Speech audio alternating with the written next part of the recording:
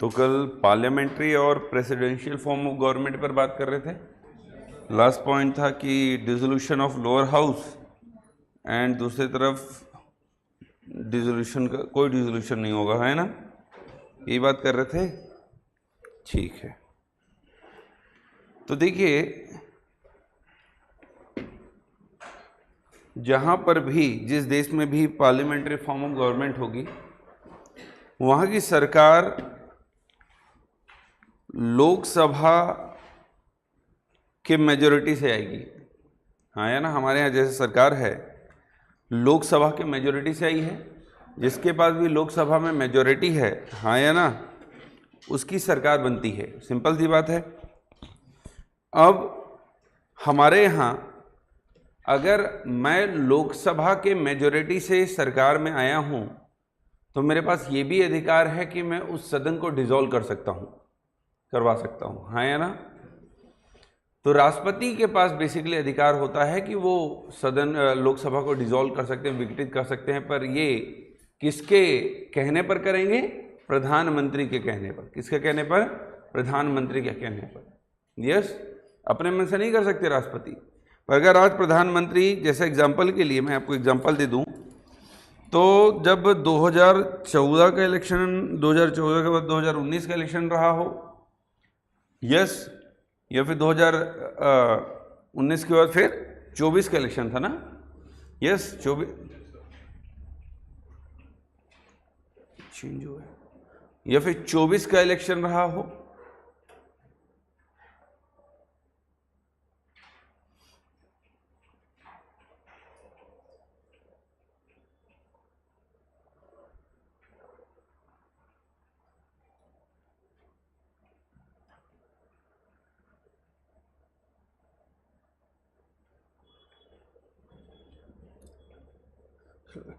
या फिर 24 का इलेक्शन रहा हो, दोनों ही इलेक्शन में आप ये देखेंगे कि प्रधानमंत्री राष्ट्रपति के पास जाते हैं।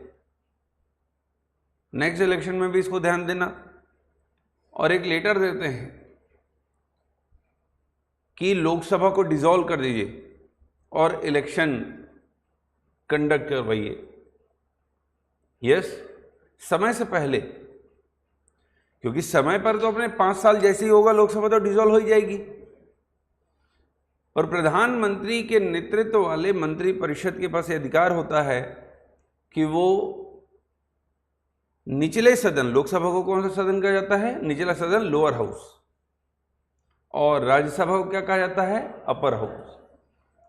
तो उनके पास ये अधिकार होता है कि वो निचले सदन अर्थात लोकसभा को डिसॉल्व कर सकते हैं, जबकि अमेरिका के राष्ट्रपति के पास ये अधिकार नहीं है कि वो निचले सदन को डिसॉल्व कर सके।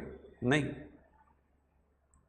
उनका अधिकार केवल एग्जीक्यूटिव पर है, लेजिस्लेचर पर वो कोई कंट्रोल नहीं कर सकते, हाँ या ना। जैसे अभी अभी आपने देखा होगा कि ईरान पर जब डोनाल्ड ट्रंप साहब ने हमला किया या फिर लड़ाइयां बढ़ी, तो कांग्रेस के मेंबर्स ने एक प्रेस कॉन्फ्रेंस किया और उन्होंने डोनाल्ड ट्रंप के इस हरकत को बिल्कुल सपोर्ट नहीं किया। उन्होंने कहा कि कांग्रेस से उन्होंने पूछा भी नहीं, कांग्रेस की राय भी नहीं ली, और कांग्रेस बिल्कुल भी इसके पक्ष में नहीं है। यस, पर भारत में अगर कार्यपालिका कुछ भी करती है तो वही चीज विधायिका भी करती है, क्योंकि कार्यपालिका में आए हुए लोग कहां से आते हैं? भारत में विधायिका से ही आते हैं, लेजिस्लेचर से आते हैं। क्लियर हो पा रहा है?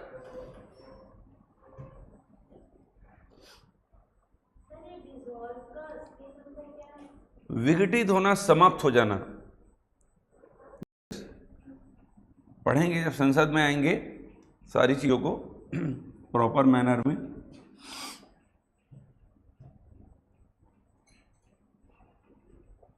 चलिए हेडी बनाइए नेक्स्ट, प्रीएम्बल।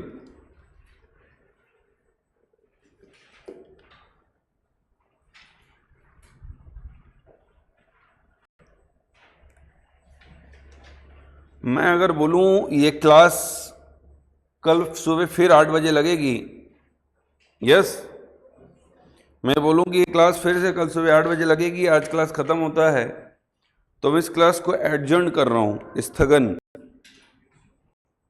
यस, और मैं कहूँ कि आज की क्लास खत्म हो गई, जाइए, ये ना बताऊं कि नेक्स्ट क्लास कब लगेगी।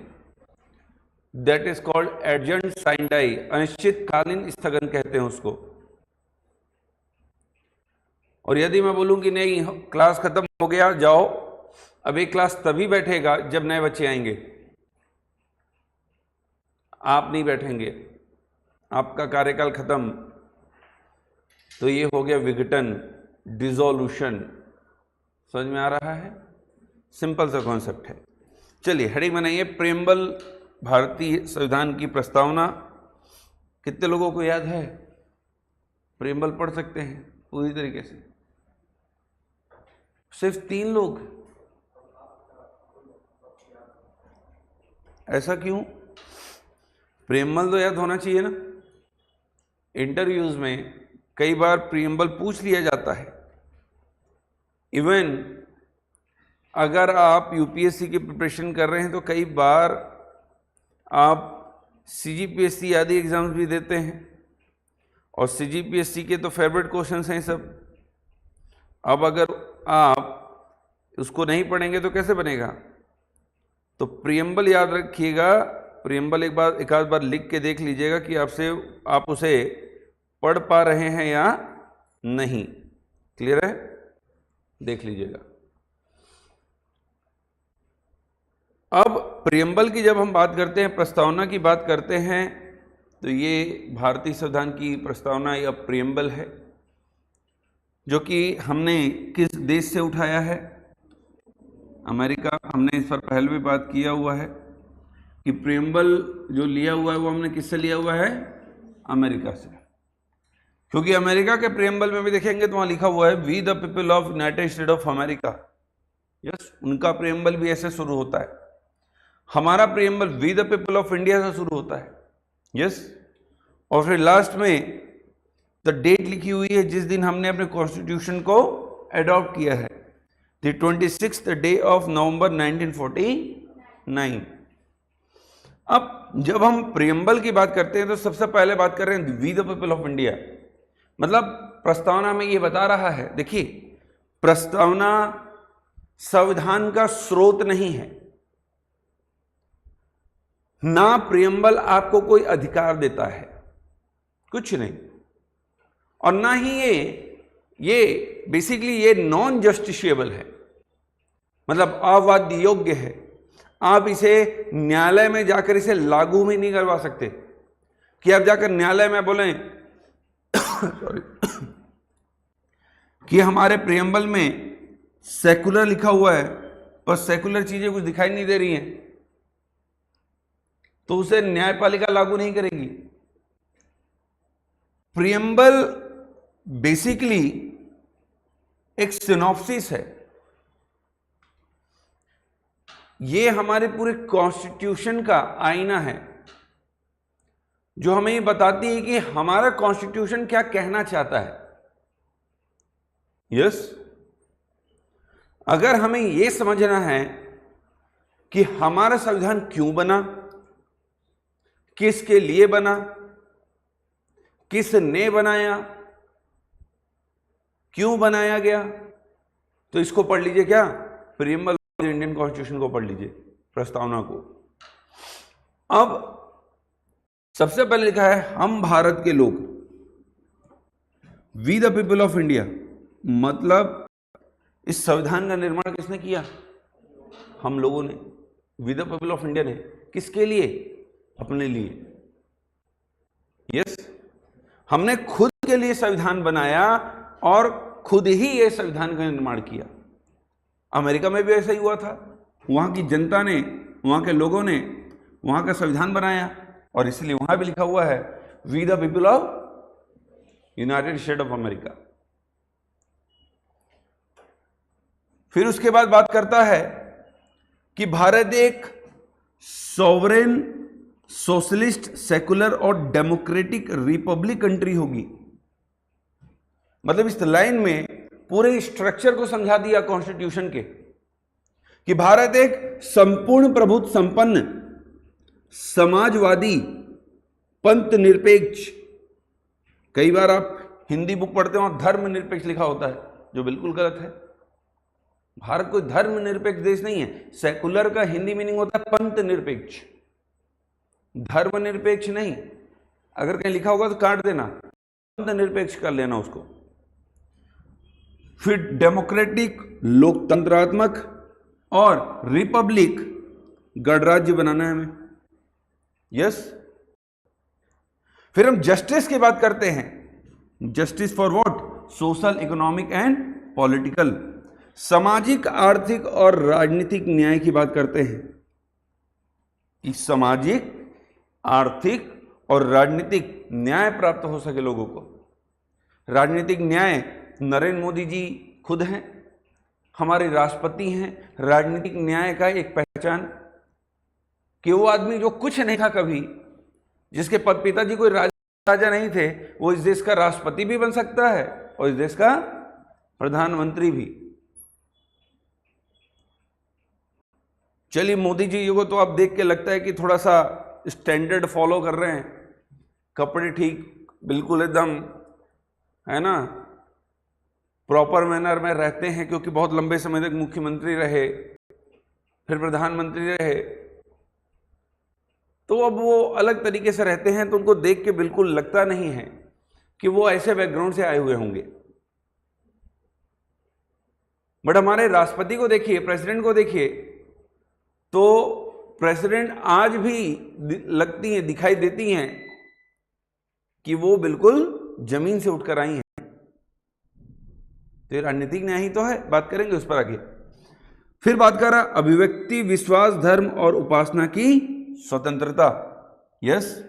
Liberty of thought, expression, belief, faith and worship. अब देखो, ये फंडामेंटल राइट्स हैं तुम्हारे, मौलिक अधिकार, जिसमें तुम्हें सबसे पहले किसी की स्वतंत्रता, है ना, अभिव्यक्ति की स्वतंत्रता दी जा रही है, दी जा रही है। उपासना, आर्टिकल 25, मतलब पूजा पाठ। और उसी को लेकर के अभी छत्तीसगढ़ में थोड़ा विरोध वगैरह भी चल रहा है, मैं जो भी देख पा रहा हूं। वो एक बिल आया हुआ है, अभी देखा होगा आपने, है ना, धर्मांतरण को लेकर एक कानून बना हुआ है कुछ। चालू नहीं होती क्या? लाइट गोल हो जाता है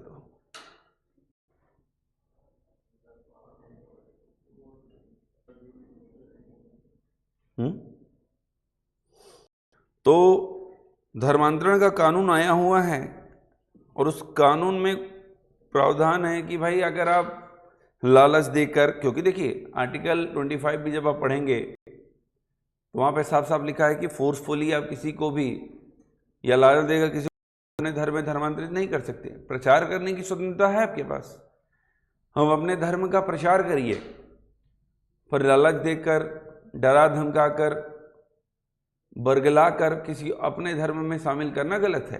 हाँ या ना, ये चीज़ों की बात की जा रही है। अब कहीं ना कहीं छत्तीसगढ़ में अगर हम देखें तो धर्मांतरण बड़ी तेजी से बढ़ा, खासकर आदिवासी बहुल क्षेत्रों में। यस, वो जसपुर हो, वो सरगुजा बेल्ट हो, या फिर वो बस्तर का क्षेत्र हो, इन क्षेत्रों में धर्मांतरण बहुत तेजी से बढ़ा, क्योंकि गरीबी है, और जहां भी गरीबी होगी वहां पर लालच देना आसान हो जाता है। तो मेरा मानना यह है कि अगर आपको किसी भी चीज का डर नहीं है कि आप किसी को लालच देकर, फोली, डरा धमका के, व्हाटएवर, अपने धर्म में शामिल नहीं कर रहे हैं, तो आपको किसी भी कानून से डरने की आवश्यकता नहीं होनी चाहिए। और यदि स्वयं ही कोई व्यक्ति किसी धर्म में शामिल होना चाहता है तो कोई कानून उसे नहीं रोक सकता, वो तो फंडामेंटल राइट है, तो फिर डरने की आवश्यकता ही क्या है। तो कानून कुछ भी हो, अब लोग ये कह रहे हैं कि इसका दुरुपयोग होगा। भाई सिंपल सी बात है, अगर मैं किसी और धर्म में कन्वर्ट होता हूं तो मेरा भी तो स्टेटमेंट कुछ काम आएगा कि नहीं आएगा? कैसे दुरुपयोग हो जाएगा? अगर मैं खुद ये कहूं कि नहीं नहीं, इन लोगों ने कुछ नहीं बोला मुझे, मैं खुद से उसमें जाना चाहता था, तो फिर कोई केस ही नहीं बनेगा। तो बिना मतलब के कई विरोध होते हैं इस देश में। जैसे इस देश में किसान आंदोलन हुआ था, इतनी शानदार बिल थी, पर सरकार को चुनाव के दबाव की वजह से और किसानों के दबाव से, क्योंकि किसान पढ़े लिखे तो थे नहीं, तुमको जो बता दो, बड़े बड़े नेता जो बता देंगे वो वही सोचना चालू कर देंगे। इवन व्हाट्सएप यूनिवर्सिटी के द्वारा आप लोग भी इन्फ्लुएंस हो जाते हैं। कई बार बिना पढ़े हम कई बार इंटरनेट में या व्हाट्सएप में कुछ देख लेते हैं और उसको सही मान लेते हैं। नहीं देखते कई बार, हमेशा कई बार ऐसा हुआ है। तो ऐसे अनेक कानून आए जिसका मतलब का विरोध हुआ, और इस देश में एक ऐसा कानून भी आया जिसके विरोध को लेकर तो मैं दंग रह गया। Triple talaq bill. The triple talaq bill for the empowerment women's, Muslim women's के अधिकारों के लिए था वो। यस,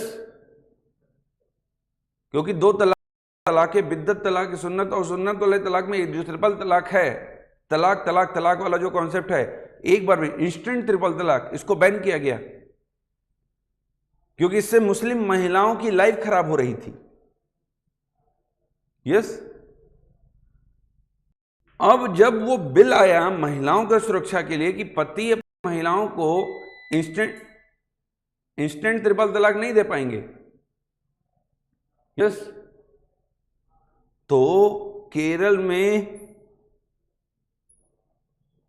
विमेंस, आगे की लाइट,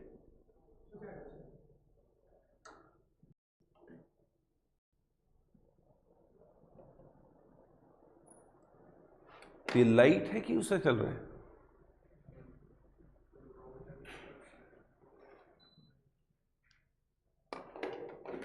क्योंकि लाइट तो आई नहीं है अभी। यस, महिलाओं ने ह्यूमन चेन बना लिया केरल में। अब आ गया, महिलाओं ने केरल में ह्यूमन चेन बनाया और विरोध किया इस बिल का। मैं समझ में नहीं आया कि किस चीज का विरोध कर रहे हैं, कि हमें अधिकार नहीं चाहिए। The 90% Muslim women's are uneducated. Yes, शिक्षा कम है, पढ़े लिखे नहीं है, और उसके वजह से उनको जो बोल दिया जाएगा उनको वही चीज सही लगेगी। अब पढ़ना चालू कर रही है ना, आप डिफरेंस भी दिखाई देगा। जब लोग एजुकेटेड हो जाते हैं और बिना पढ़े हुए बैठे होते हैं तो दोनों में बहुत डिफरेंस दिखाई देता है। यस, मेरे ऑफिस में है एक लड़की मुस्लिम और बहुत अच्छा काम कर रही है। यस, मैं उसको हमेशा बोलता हूं कि अभी तो सीख रही हो, जब अच्छा चालू कर देना तो एक काम जरूर करना, मुस्लिम वुमेन के एम्पावरमेंट के लिए काम करना तुम। मैं ऐसा बोलता हूं उसको कि मैं हमेशा ही देखता हूं कि मुस्लिम वुमेन के अधिकारों के लिए कोई खड़ा होने वाला नहीं है। यस, तो मैं उसको हमेशा बोलता हूं कि आगे जब बढ़ना, जब अपना काम चालू करना, तो मुस्लिम वुमेन्स के लिए जरूर काम करना। तो अब इसका विरोध क्यों? ये तो फालतू विरोध था ना। तो कुछ ऐसे विरोध भी इस देश में होते हैं जिसकी बिल्कुल आवश्यकता नहीं है। अभी देखिएगा, सुप्रीम कोर्ट हलाला प्रथा के ऊपर भी जजमेंट देगी, उसको लेके भी इस देश में देखिएगा विरोध होना तय है।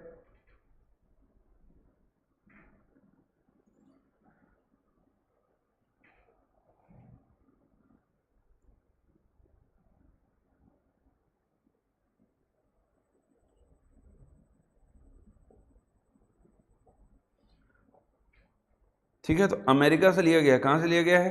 अमेरिका से। यस, याद रखना है।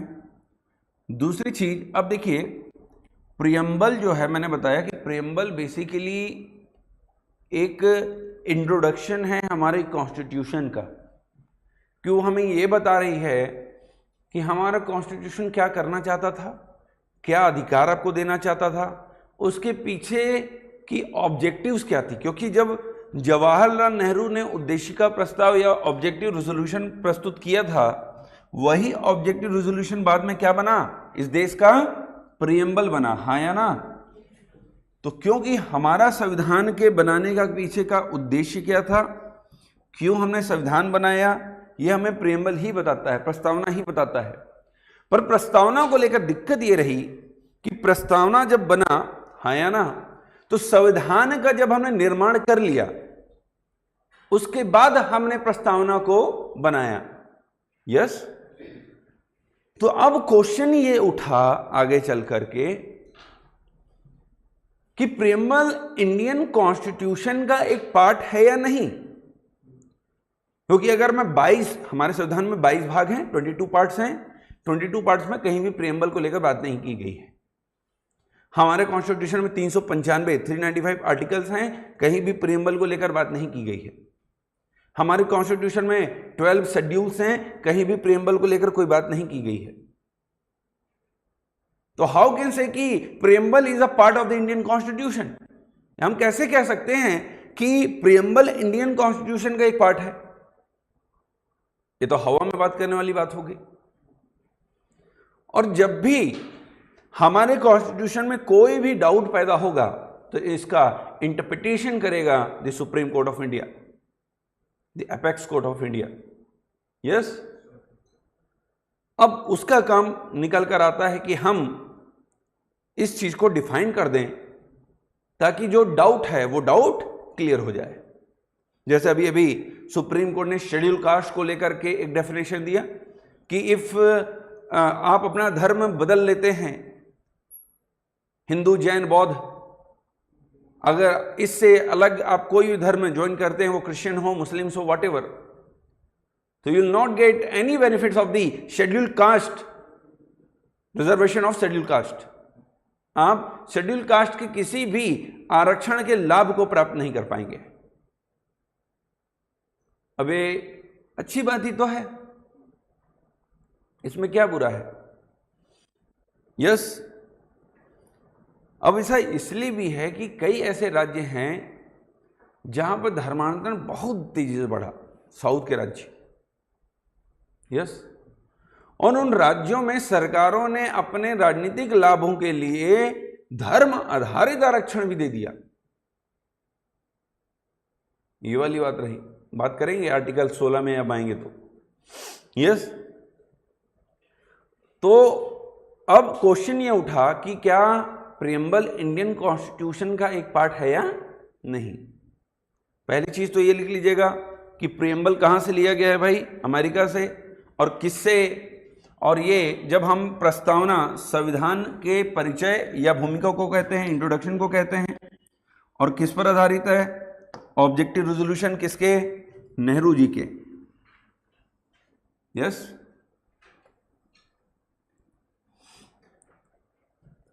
किस पर आधारित है, जवाहरलाल नेहरू के ऑब्जेक्टिव रेजोल्यूशन पर, पहला पॉइंट, ठीक है।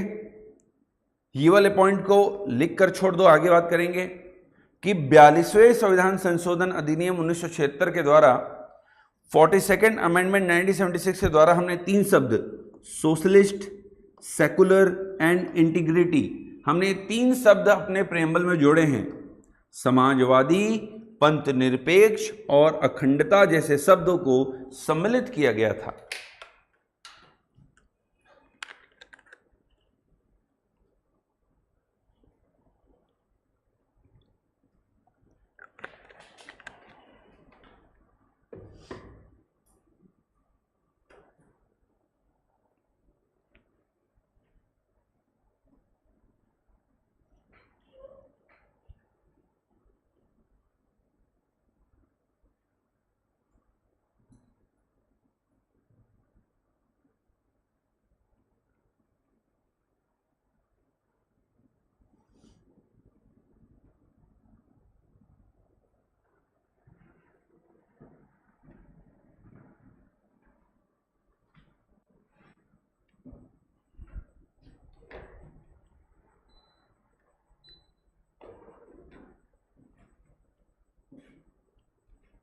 हो गया?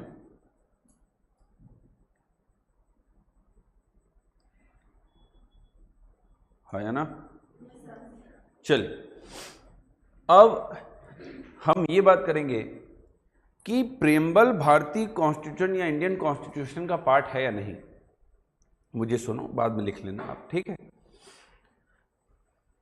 अब जब एक क्वेश्चन उठा तो सुप्रीम कोर्ट को अब ये डिफाइन करना जरूरी हो गया था कि इंडियन कॉन्स्टिट्यूशन जो प्रेम्बल है वो इंडियन कॉन्स्टिट्यूशन या संविधान का भाग है या नहीं है। अब कई बार सुप्रीम कोर्ट कई अगर इंपॉर्टेंट मामले हैं तो अलग से कॉन्स्टिट्यूशनल बेंच बैठा देती है, संवैधानिक बेंच बैठा देती है, हाँ या ना? दिख जाएगा?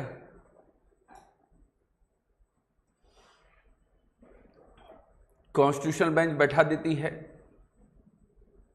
और यदि वो बहुत इंपॉर्टेंट मैटर नहीं है जिसपे तुरंत कॉन्स्टिट्यूशनल बेंच ना बैठाना हो, तो अगर वो किसी और मैटर के लिए कॉन्स्टिट्यूशन बेंच बनी हुई है, कॉन्स्टिट्यूशनल बेंच समझते हैं 5 जजों की बेंच। देखिए,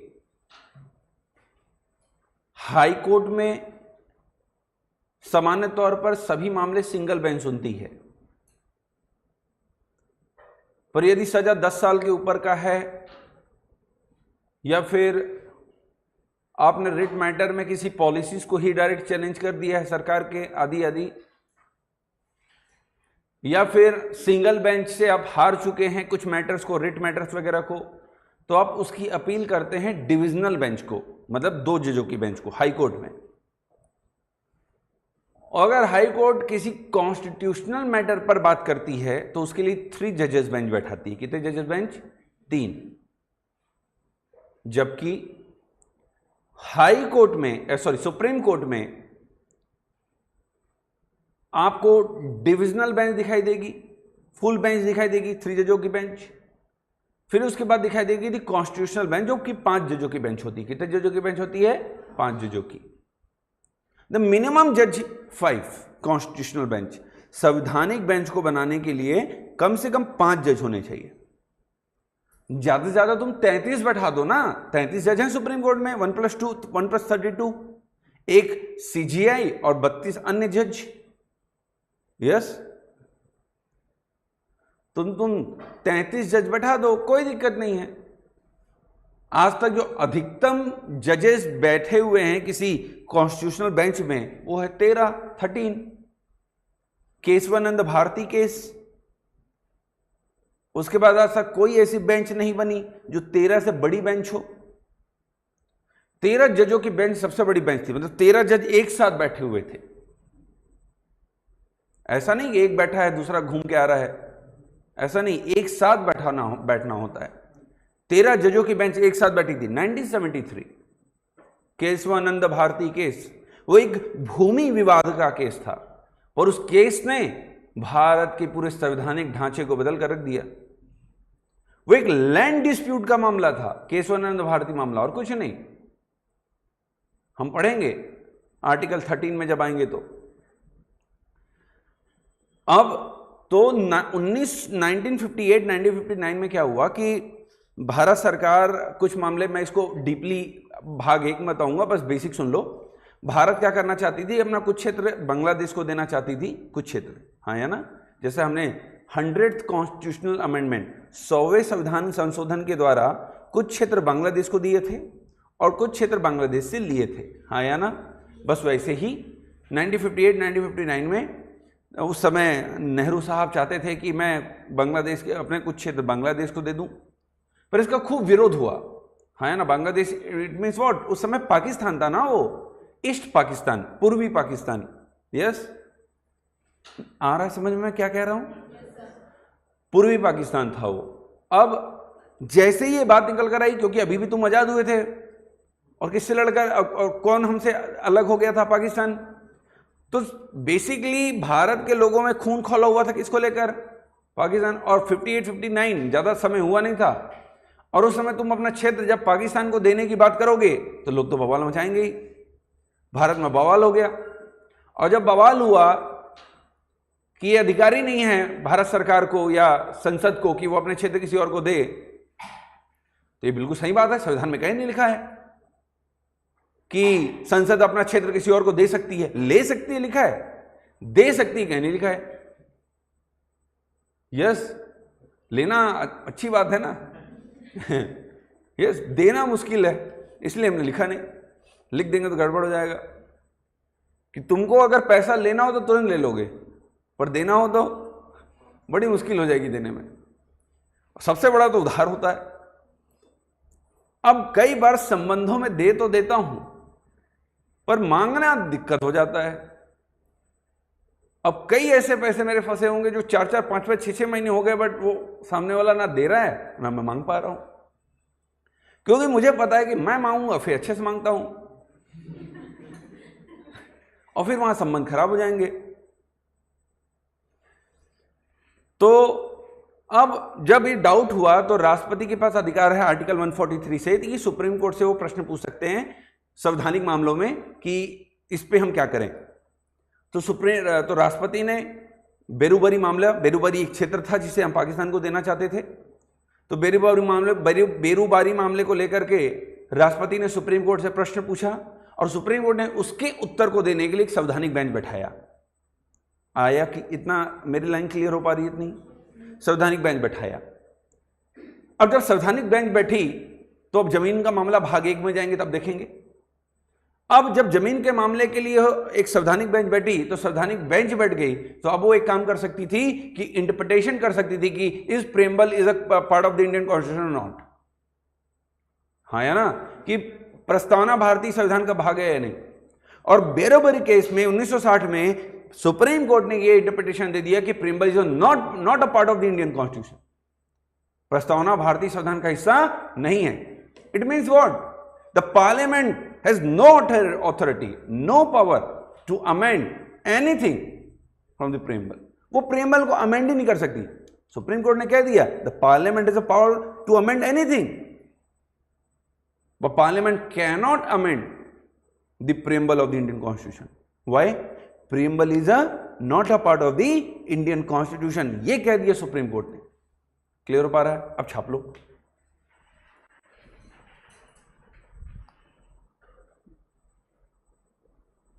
ये लाइन बहुत इंपॉर्टेंट है ना, ये उसे संशोधित नहीं किया जा सकता। इट कांट बी अमेंडेड, क्योंकि वो हमारे कॉन्स्टिट्यूशन का पार्ट ही नहीं है। ये कह दिया, हिस्सा ही नहीं है।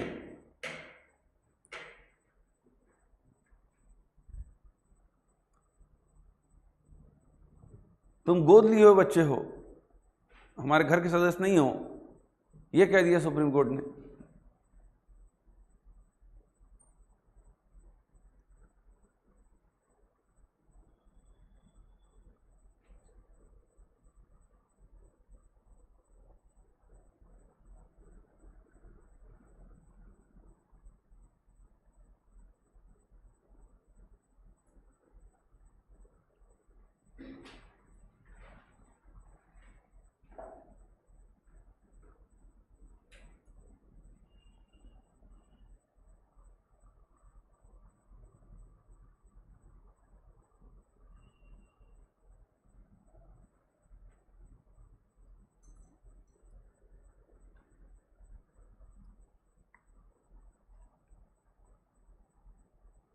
दिख पा रहा है आप लोगों को?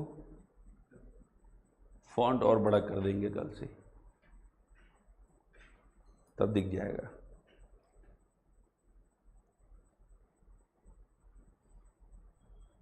हम चश्मे वालों को ज़्यादा दिक्कत होती है, ऐसे देखना पड़ता है।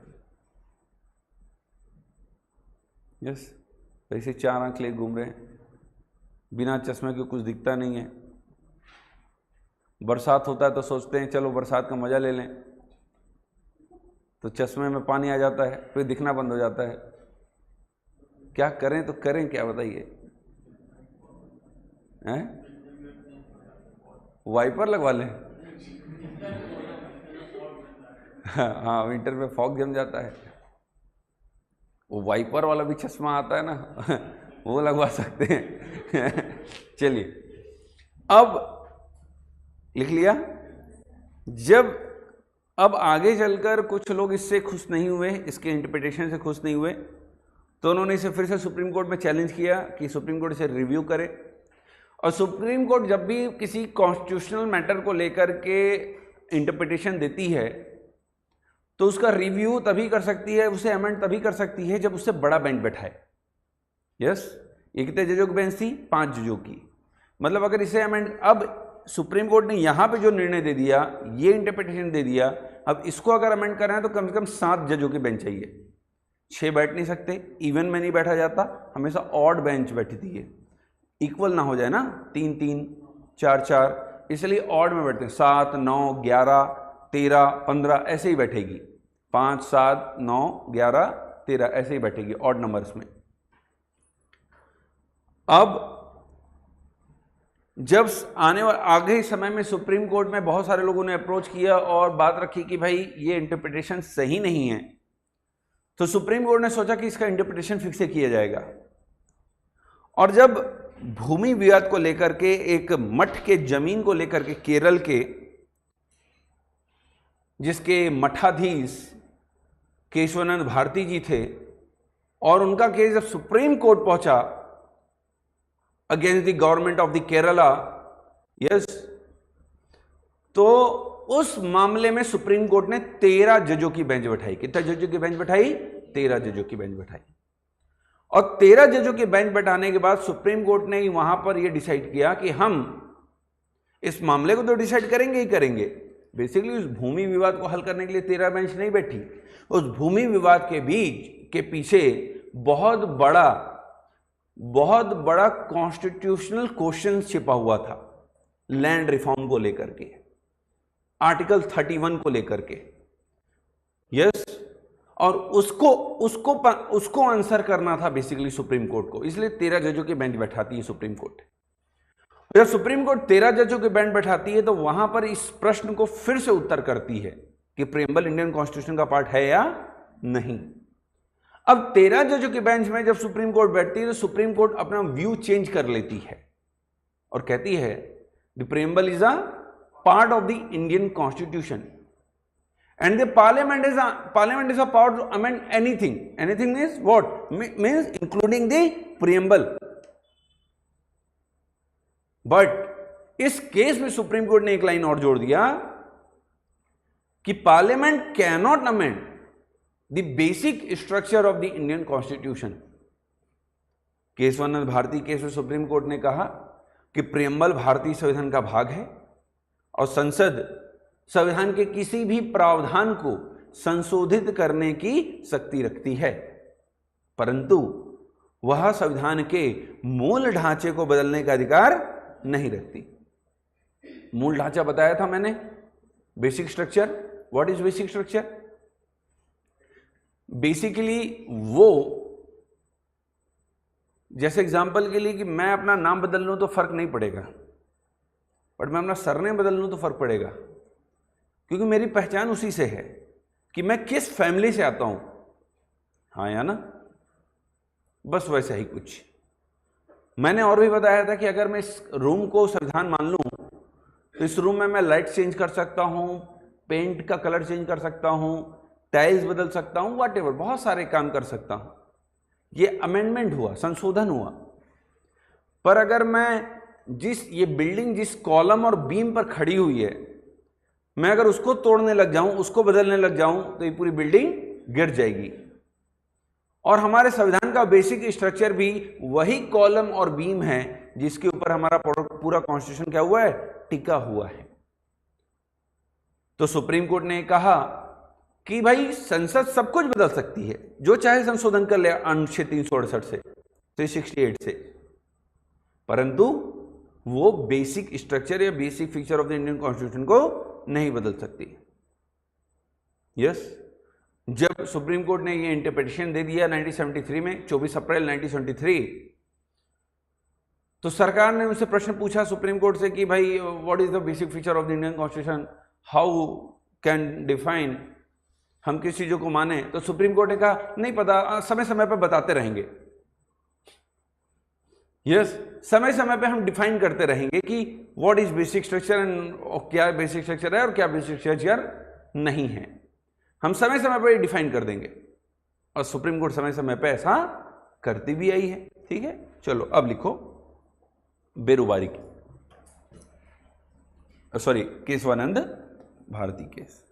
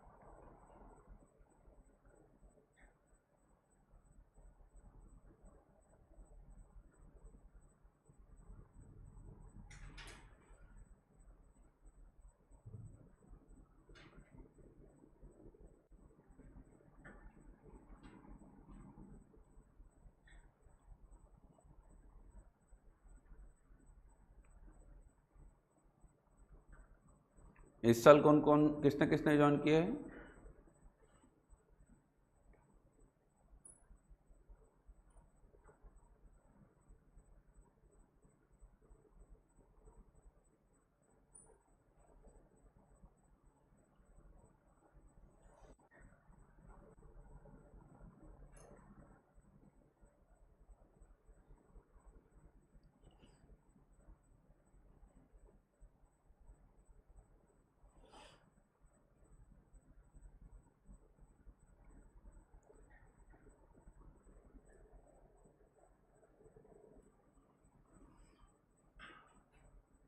मेरे पास टाइम होता मैं और भी सब्जेक्ट पढ़ा देता आप लोग को, बट टाइम ही नहीं मिलता है, टाइम की बहुत कमी हो जाती है।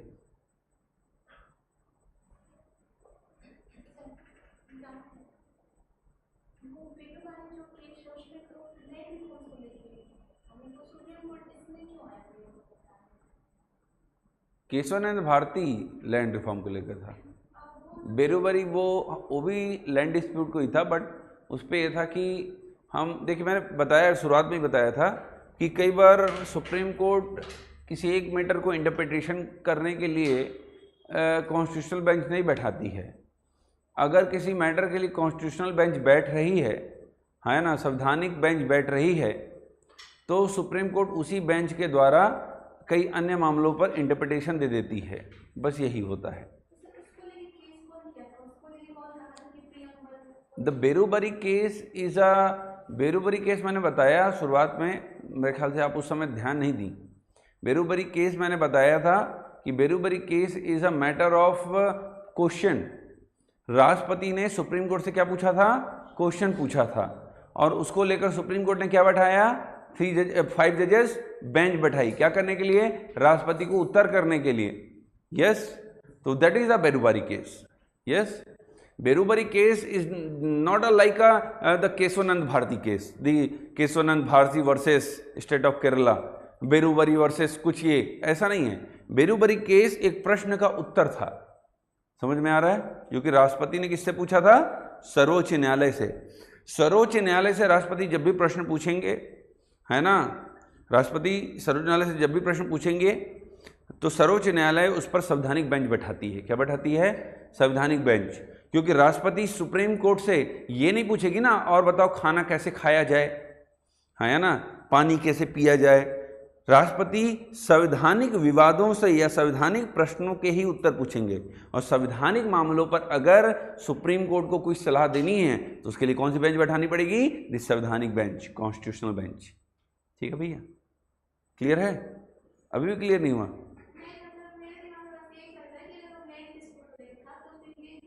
वही तो बताया कि भाई अगर एक बार भूल जाइए उसको। क्या हुआ कि हमने बोला कि आज आपस में मिलेंगे, हाँ या ना, और मिलकर एक केस में क्या करेंगे? डिस्कस करेंगे।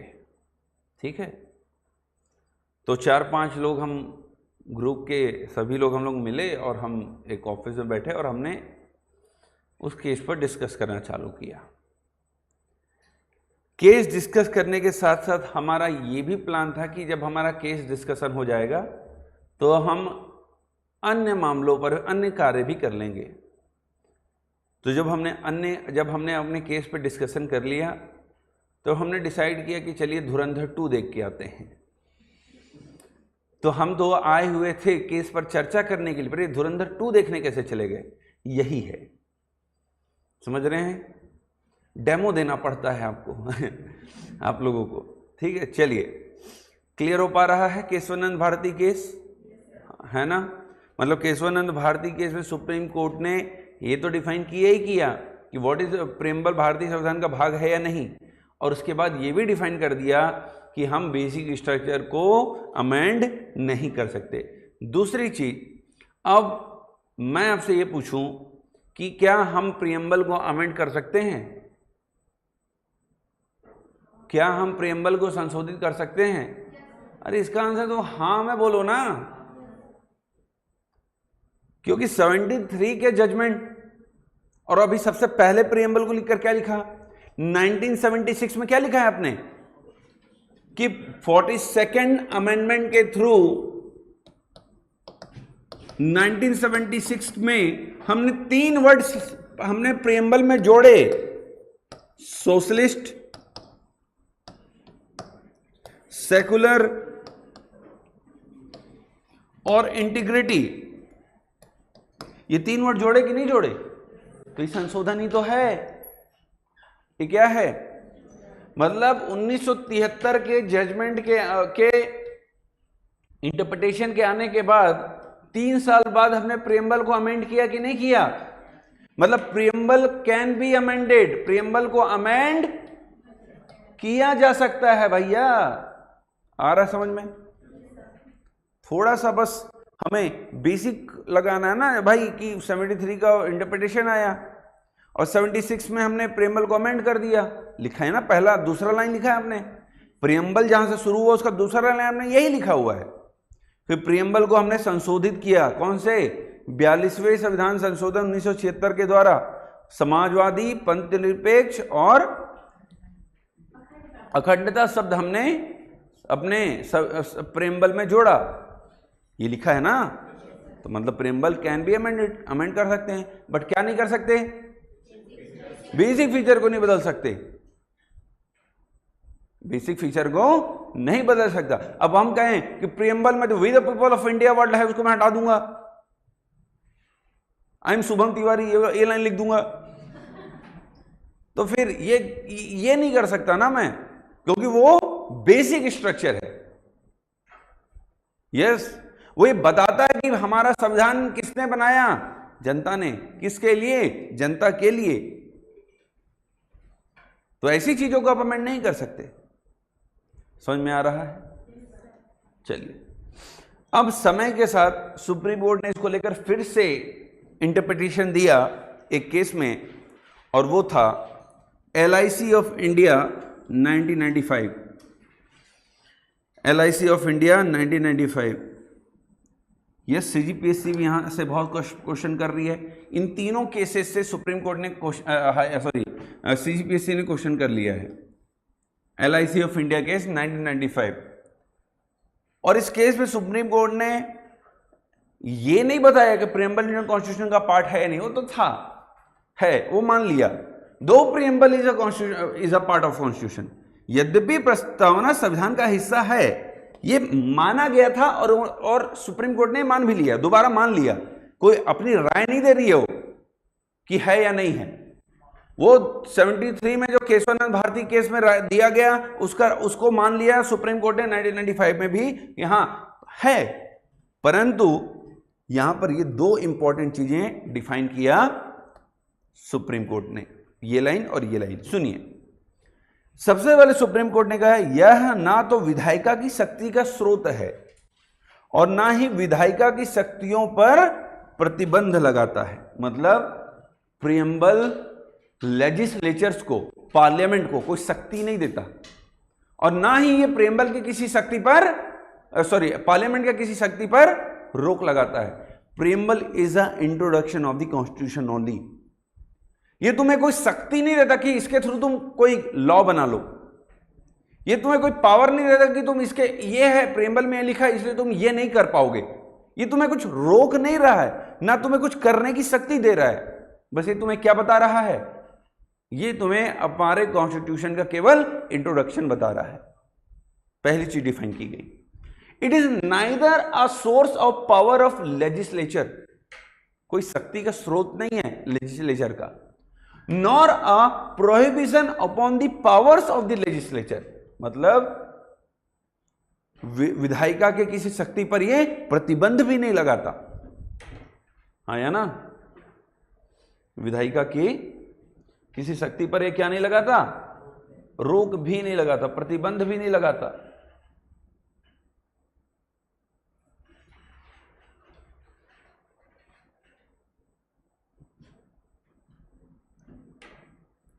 अब तीसरा,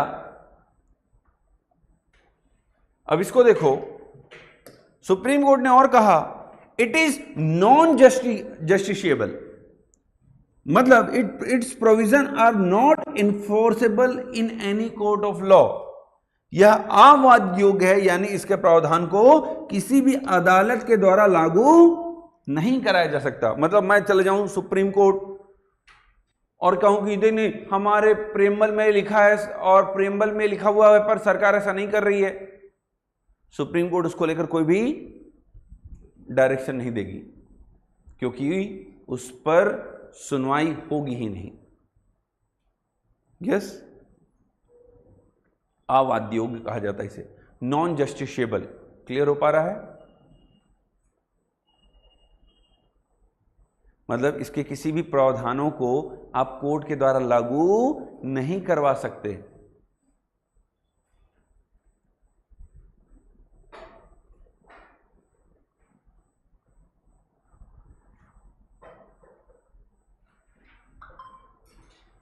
ठीक है भैया,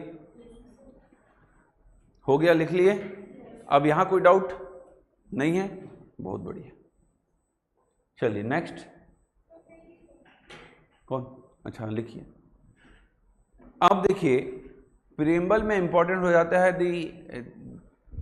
दी वर्ड्स, प्रेम्बल के जो वर्ड्स हैं, we the people of India क्या है, what is the means of secular, socialist का मतलब क्या होता है, डेमोक्रेटिक का मतलब क्या होता है, रिपब्लिक का मतलब क्या होता है, ये जो वर्ड्स हैं प्रेम्बल के बहुत इंपॉर्टेंट हो जाते हैं, यहाँ से भी बहुत क्वेश्चंस बनते हैं। यस, अब सामान्य तौर पर अगर हम बात करें तो इंडिया को मैं क्या कहूँगा, India is a democratic Republic of India, Bharat एक लोकतांत्रिक गणराज्य है, हाँ या ना। परंतु अगर मैं यही लाइन अमेरिका के लिए कहूँ तो क्या ये लाइन कहूँगा? हाँ, अमेरिका के लिए भी कहूँगा कि America is a democratic Republic of United State of America. Yes, पर यही लाइन मैं ब्रिटेन के लिए यूज नहीं कर पाता हूं, ये लाइन मैं ब्रिटेन के लिए यूज नहीं कर सकता। मैं ब्रिटेन के लिए नहीं कह सकता, ब्रिटेन के लिए कह सकता हूं कि Britain is a democratic nation, but मैं ये नहीं कह सकता कि Britain is a democratic Republic nation. मतलब ये मैं ये नहीं कह सकता कि ब्रिटेन एक कह सकता हूं कि ब्रिटेन लोकतांत्रिक देश है, पर यह नहीं कह सकता कि ब्रिटेन एक लोकतांत्रिक गणराज्य है। समझ में आ रहा है? अब उसके पीछे का कारण, चलिए आगे बढ़ें।